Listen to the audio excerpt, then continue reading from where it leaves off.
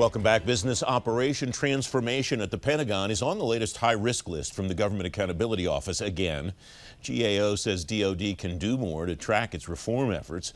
Elizabeth Fields, Director for Defense Capabilities and Management Issues, GAO, she testified about the management movement at the Pentagon to the Senate Armed Services Committee recently. Elizabeth, welcome back. It's good to have you back on the program. What was the main message you wanted to convey to the SASC, Elizabeth? Well, I think the message is similar to the reason that the committee wanted to have the hearing in the first place, which is that business as usual at the Department of Defense is simply not acceptable anymore, given all of the challenges that it faces as a department, but also that we face as a nation. So just to recap a few key facts here, the defense budget is the largest single category of discretionary spending for the federal government. It is the only major federal agency that has been unable to pass a full financial audit. Every year, it reports billions of dollars in improper payments. Every year, it cancels hundreds of millions, if not billions of dollars in funds that it couldn't spend.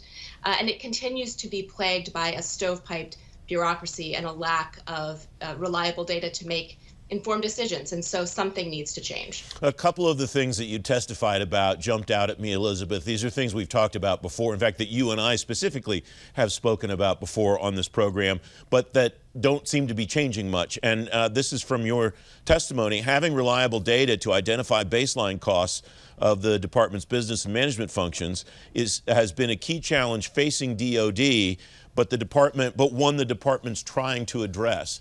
Do we have a sense of how much success they're having addressing the access to data? Well, when we looked at this issue last year when the chief management officer was still in place, the department had made progress, as you noted. So there were some cost baselines that the department had developed for some key business functions, which is important because if you want to measure if you've made progress getting to where you're trying to get, you need to know where you're starting from. The issue, though, now is that with the elimination of the chief management officer position, we are not sure what has happened with that effort to develop those cost baselines. Officials tell us that they want to continue with that initiative, but right now there is a lot up in the air and in flux at the department. And a lot of that flux, to be fair, comes from Congress itself. It wasn't Pentagon's idea to eliminate the CMO office. It was Congress's idea, three or 4 years after establishing the office in the first place and codifying it in legislation, they got rid of it. How much of that churn that's forced on the Pentagon by Congress is part of the problem? Is there a way to quantify that, Elizabeth? Well, there are certain indicators that we look to get a sense of how the department is progressing in its approach to business transformation. As you know, it's one of our high-risk areas, and we look at things like leadership commitment, capacity, demonstrated progress, efforts to monitor progress. And you're right, this was a change that was mandated by statute. The department has chosen to implement it by dividing up the responsibilities that had gone to the chief management officer to two different officials, the comptroller and then the head of cost assessment and program evaluation.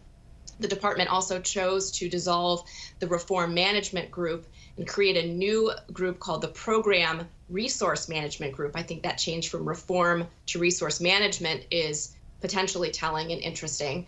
But we will be looking for those key things. Where is the leadership? Can they sustain the progress they made?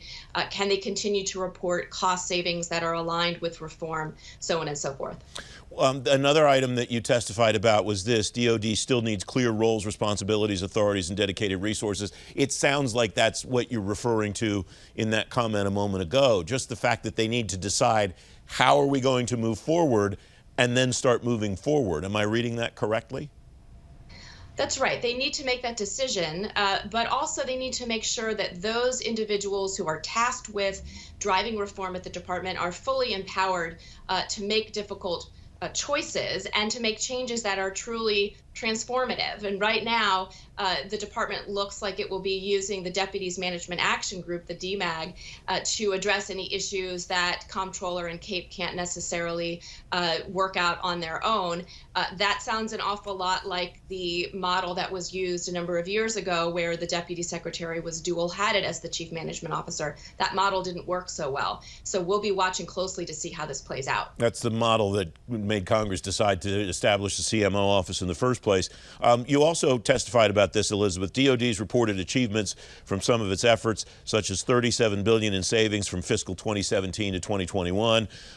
But you write that the documentation is lacking in many cases. What's missing documentation-wise, and what would change that? What would make you think, okay, they're getting the documentation now that we need to see? That's right. So on the positive side, we did see those savings reflected in budget documents, which was progress over prior years. However, what was missing were things like clear explanations, detailed explanations of what the reform initiatives actually were and were designed to achieve, how they were designed, but also some of the economic assumptions that underlie those reform initiatives, and some of the things like upfront costs or implementation costs that might have been entailed in those reform efforts. We couldn't see that. And so we need to see more detailed information about the reform initiatives and to really know that they are, in fact, about reforming business as opposed to, for example, delaying a contract whose costs will ultimately be realized. Elizabeth Field, thanks very much as always. Great to have you back. Great to be here. Thanks.